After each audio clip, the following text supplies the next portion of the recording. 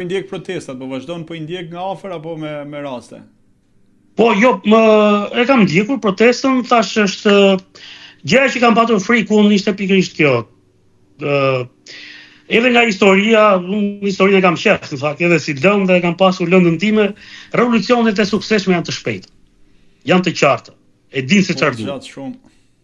Po I dhe kohë pushtetit. Dhe autokratit. Nuk është në favor të protestues. Sidomos me këto patronazhistë që ka në rrugë. Tani, me një protestë, nuk them ajo është protestë, ajo dëshmon në fakt që ne e meritojmë që të shkojmë baje, sepse shikoj për çfarë po protestojmë. Pra, populli është emancipuar.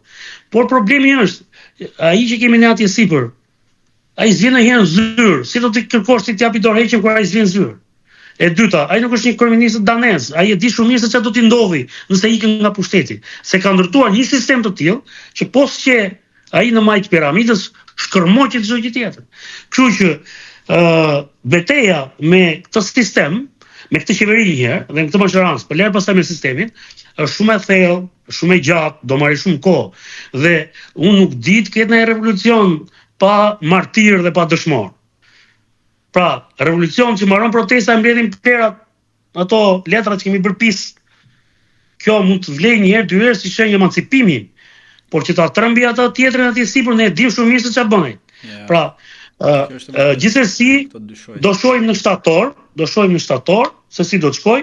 Qytetarët në fakt dëshmuan pavarësisht organizatorëve, problemeve që ata kanë. Shiko, kaq fryma sa janë atje, nuk diskutohet që do ketë një kakofoni. Por qytetarët e Tiranës dhe qytetarët dhe shqiptarët kudo që ndodhen çdo pse planetit, dëshmuan në këtë rast se kanë ndërgjegje dhe kanë ndjenjën për të dashur vendin e tyre. Njerëzit dolën. Pra, nëse vjen dikush që I bind, ja ku ishin qytetarët, Tirana dolin shesh. Dhe ja ka prishur fasadën, ja ka qerr maskën. Këtë lloj pushteti. Sot ka media në Europë më që gënjehet me piktorin dhe me basketbollistin. Sot media di shumë mirë se me kë kanë të bëjnë. Pra, kjo është një fitore shumë e madhe. Por të vim tek ajo që quhet fitore finale, po themi ajo frikën që nuk e kanë më qytetarët për protestuar, edhe kjo është një gjë shumë e mirë në fakt. Që edhe vetë deputetët ose po themi kanë frikë të përballen me qytetarë duke u shmangur të gjetë rrugica e pallate nga mbrapa që mos kenë përplasje direkte.